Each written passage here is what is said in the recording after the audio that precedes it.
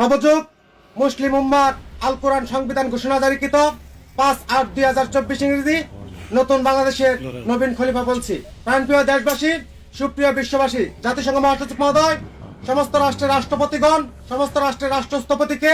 আমার নতুন বাংলাদেশ 5/8/2024 ইংরেজি নতুন ফ্যাসিস্ট পার্লামেন্ট বিরোধী মহান স্বাধীনতা রক্তিম শুভেচ্ছা জ্ঞাপন করছি। একদম বাস্তবায়ন কর্মসূচি প্রতিষ্ঠিত করতে গিয়ে ফ্যাসিস্ট বাহিনীর হাতে যে সকল বীরশ্রেষ্ঠ সন্তানগণ শাহাদাত বরণ করেছে, ফ্যাসিস্ট সরকারের আমলে হেফাজতে ইসলাম শাপলা চত্বর হত্যাকাণ্ড, বিটিআর হত্যাকাণ্ড,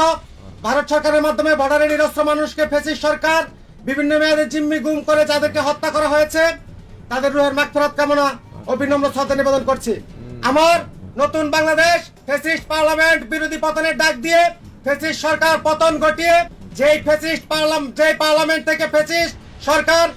রাষ্ট্রপতি নিয়োগ করেছে, সেই ফ্যাসিস্ট সরকার পতনের ডাক দিয়ে আমি এই নতুন বাংলাদেশের সর্বোচ্চ জাতীয় পদক president guard of honour regiment অর্জন করেছি সাংবিধানিক বিধি মোতাবেক। আমি ডিজিটাল তথ্য প্রযুক্তি আইন বিধিবিধান মোতাবেক প্রতিবেদন দাখিল করে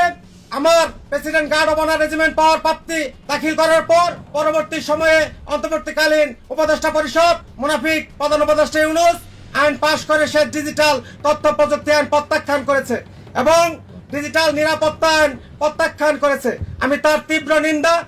ও নিষেধাজ্ঞা জ্ঞাপন করছি এবং একদম বাস্তবায়ন কর্মসূচি প্রতিষ্ঠিত করতে গিয়ে